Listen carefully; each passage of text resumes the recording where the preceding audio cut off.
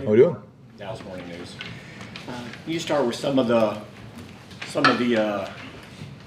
issues you're still working through in the offensive line and what that's kind of doing to your offensive efficiency overall. Yeah, again, I use the word a lot up here. I apologize, but it really is that. It's just been inconsistent. There's good things. There's bad things. I think we finally have a field now that most everybody's healthy, that, we know kind of our group of who it's going to be. And it's not just the game reps, it's the practice reps.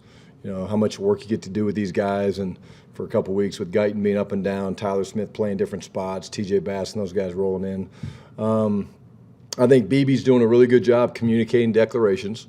Is he batting 100% no? But for a young center, reminds me of Nick Mangold, who we had back with the Jets, in terms of his command of the scheme and the offense. And I think where we need to get better is really truly communicating from inside out. The center making a declaration is the starting point, but there's clearly things that have to be communicated from inside out, from guard to tackle, tackle to tight end and beyond. And we get challenged with a bunch of different looks, and I thought this game we actually did a really good job blocking some line movement in the run game. They threw some stuff at us. They fired some backers, some three-man twists and TEs and things like that I thought, we did a really nice job of picking those up, whereas in weeks past we've kind of had a little bit of color and leakage. But work in progress. You got young linemen, got guys playing together, and we need to be better in that regard, and it starts with being more consistent. Brian Schottenheimer with ESPN. What changes offensively with Cooper as your quarterback? Again, I think, we'll look at this opponent that we know pretty well with Philadelphia, and I think everybody around here has a good feel for, Coop and really all the guys. And, we'll put together a hell of a plan. I think you saw what Coop was able to do yesterday. The guy understands the scheme as well as anybody, maybe one of the smartest, QBs I've ever been around, just in terms of not just the understanding the X's and the O's, but the application of it. Just even sitting over there talking to him when Dak's playing, he sees the field really, really well, even from the sidelines. And so I think, what he did yesterday was not a surprise, going out there and moving the team and getting us in the end zone and potentially giving us a chance. And, we feel good about, where he's at with the system and what he knows. And will there be some changes? Might be. But again, we're still early in the prep for Philadelphia. How do you describe his temperament and how important his temperament is back? Yeah, he's unflappable. I mean, he's very calm. It's hard to tell whether he's playing great, we're playing great, whether we're not. And I think that's a sign of a really, really good quarterback. He doesn't have highs and lows. He's like these professional golfers that you see, and you don't know whether they shot 8 under or 8 over.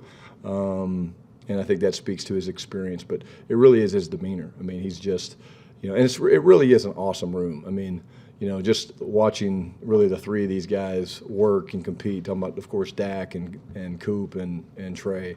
It's really a cool group of individuals, personalities, and they're a joy to coach each and every day. Brian, Sadius of The Athletic. Zack Martin has been probably one of the most consistent players in the NFL over the last decade. Just, even last week he was talking about how he's had to make some adjustments at this stage in his career. When you look at his play, how do you evaluate what he's been able to do? Yeah, I mean, I think Zack is still playing at a high level.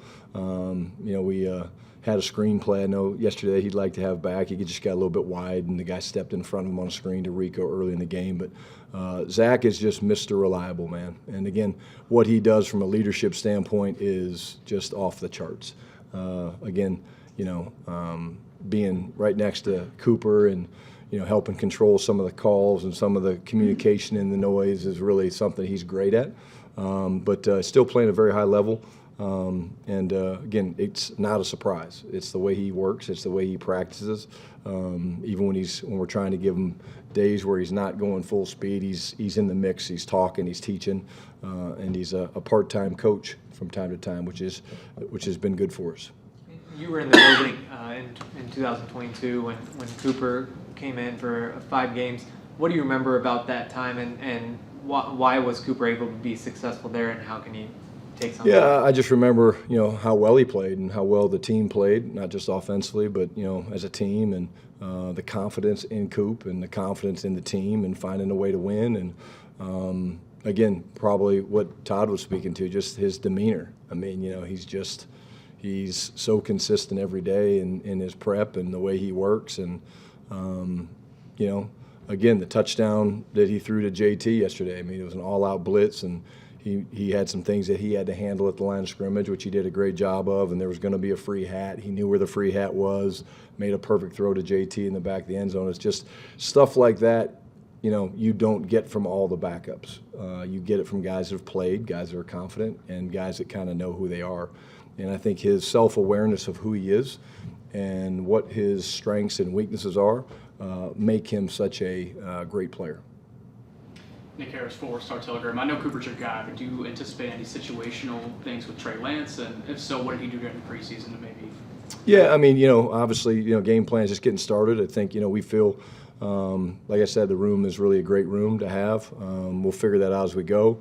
But from a development, like we talked about in training camp, you're seeing Trey, begin to get better. The footwork stuff we talked about, the decisions. I think if you asked him where he was in terms of understanding or mastering our system today, he'd probably say he's closer to an 8 or a 9, whereas when we first got him, he was probably, more middle of the road. I know when you listen to these guys late in the week, we have them go through quizzes and stuff, and they do different things. Like, he's on it, and it's not just getting the right answer, it's the ability to say it quickly and confidently. So that's something we're excited about. Again, he's always done a good job of maximizing the opportunities. Every day in practice, he's one of the last guys off the field and always working on his skill set because he knows there's things that he's had to learn that he wasn't doing when they were in San Francisco. It doesn't make it right or wrong. It's just fundamental that are different. This might be a little bit of theorizing on my part, but has he made that transition from being a student of the system to being, comfortable, I guess, with the system? He's very comfortable. Yeah, absolutely. He's very comfortable. And that's come through what? Hard work. If you guys could see the QB room and the way he has drawn things up on the boards, he's got actually amazing handwriting. But he really does an awesome job, man. Just you can see the way his brain works, and he kind of puts it all out there, and he gets in there and you see him scribbling and stuff like that. So, yes, I would say he's risen to that level. Joe Hoyt, All City Dallas. Obviously, Cooper has the experience, and Mike kind of talked about how important it has been to prep the entire room just this entire season. How have you guys kind of gone about preparing the entire room for potential situations like this? Yeah, well, you have to. Unfortunately, this is it's a violent business with injuries that do happen, and a lot of it is we make them all talk. It's very interactive. The way we teach is very interactive. It's not just us up in front of the room preaching in any of the meeting rooms, right? We want to make them ask questions to make sure that they're following along with what we're doing, and there's a lot of quizzing, and some of it's verbal. We'll put them up on the board and make them draw plays and checks and IDs and protections and things like that. And again, but the relationship is what's so cool, because I have been in quarterback rooms where it's a little bit combative, and for different reasons. This is the farthest thing from that. Like, the three of them truly just want what's best for the Cowboys, and they truly want what's best for each other. And you don't find that in every room. And it's a very real, authentic relationship that the three of them have. And again, Coop and Dak have been together for obviously a ton of time, but Trey's done an awesome job coming in as the new guy over the past year and a half or whatever it's been, and finding his role and finding his voice. Rico said he got in a rhythm yesterday. What did you just see from him with kind of getting a little bit more of the workload there? Hey, I thought he played great. I thought it started early. Made the guy miss on the second play of the game, on a little swing pass. But I thought he just really maximized his opportunities. He ran hard, did some great stuff in blitz protection. And I thought it was probably his best game that I can remember him having, just throughout the entire game in every phase, running the ball, catching the ball, pass protection. I thought he was when he caught the first touchdown, I thought that was a pretty cool play, just because it looked like it went from good to bad to really bad to good, and hell of a concentration on his part making that catch. Garrett Podell, CBS Sports. Brian, what are your thoughts on Jalen Tolbert and sort of the rest of the receiver room? if CD's shoulder becomes more of an issue? Yeah, again, another one of those things where these are young players that have developed. Again, some consistency. JT had one yesterday going across the middle where he kind of lost track of it and he kind of went down to the ground. He'd like to have that one back because he might still be running, but he made some plays, the touchdown. He did some good things. Jalen Brooks caught the big in cut. Let's get the kind of 2-minute drive started late in the fourth quarter. And these are guys that, again, the quarterbacks know that they're going to do the right thing. And but we'll see where CD's at. I mean, the fact he came back in the game, guy's a warrior. I know he fell on the shoulder a couple times, but again, we feel really good. And again, I think the guy that we're also excited about is Flournoy. I mean, here's a guy that's very, very physical. You saw what he was able to do with the screen late in the game. And then there was, again, that same play we were talking about where Rico caught it going towards their sideline. We were running a little crack scheme, and Flournoy ended up hitting the safety in the face, or the nickel maybe. And then the backer came and he got him as well. So you see his play style. Like, you see how physical he is. He's a big man. And so all those guys are doing good. And, again, they'll get a bunch of work this week like they always do. And the thing about our guys in general, especially receivers, is they run. I mean, they go all day. We are in incredible condition to play 80 plays or whatever it was yesterday at the tempo that we had to play.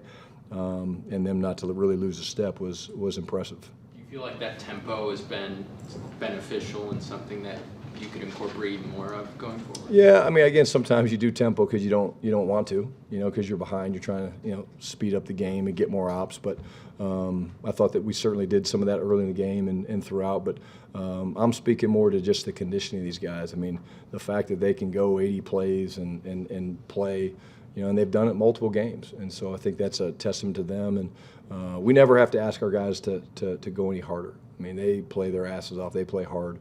And that's why we're hoping to find a way to, stack some more success and find a way to win some games, because I think that we're ready to do that, and the guys certainly deserve that. Dave Loffenberg, 105.3 of the Fan. Not asking you to get fined here, Brian, or anything, but the go route to Tolbert, fourth quarter, just kind of off his hands. Yeah. He got bumped about 10 yards in.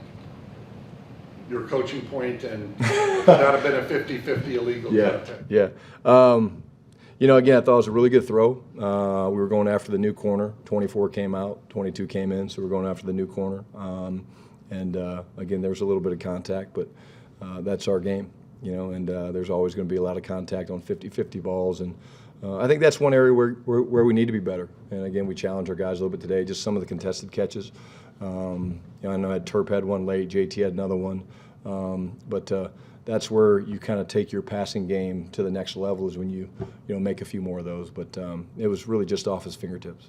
Would a coaching point there be, and I'm totally curious here, when that guy kind of squatted, you're going by him, he's going to either grab you, hit you. Yep. Did you guys talk about Yeah, that? we do. Yeah, we have different ways of doing it. The main way is kind of to club yourself through or pull yourself through with your inside arm. And then the hardest part is when you do that, looking up and finding the ball, and he did that, but he just didn't really just missed it by just an inch. But there's going to be contact on a lot of those plays, and that's something that I think if you look at the film, like CD played very physical. There's a couple clips there where guys squatted on him, he knocked him back. JB Brooks had one. So we're on those guys about that, because people are going to squat at the breaking points in this league. Huey Scruggs, NBC5 Dallas. What does Luke Schoonmaker need to do to be more a part of your offense? Consistency. It's just Schooney's got talent. Spend a lot of time with him. L-Dub spends a lot of time with him, but it's a little bit of the up and down, young player. But I would say the biggest thing would be the consistency. Just being the same guy every day, and stacking together really good practices, whether it's consistently, being in the right spot and making the right calls, communicating. Those would be the biggest thing. But still have a bunch of confidence in him. He's just got to be more consistent on a day-to-day basis. Can you name a player that you coached like that in your career? Try to think of a tight end. Completely different build, completely different skill set, but Dustin Keller was a tight end that we had in New York. That same type thing. He was a converted receiver, so it was a little bit different, but very, very talented. A lot like Schooney, could really run. great leverage player, and it was just a little bit early on. And the young player, you know, Schooney goes based on confidence, and we see a ton of upside, a ton of confidence in him. Sometimes you got to make him believe that in himself, because again, he's really hard on himself sometimes, and you know, we see flashes of it all the time, but it's just got to be more consistent each and every day. Finish with Todd. Have you talked to Dak today and he's disappointed, upset, pissed off? Yeah, I talked to him. Yeah, yeah, of course, you know, disappointed. But again, he's been through these before, and again, it's not going to change who he is, and you know, he knows there's a ton of football left to play, and he understands that you know, we can find ways to win football games while he's you know, watching, while he's helping, and whatever that looks like, he's motivated to do his part.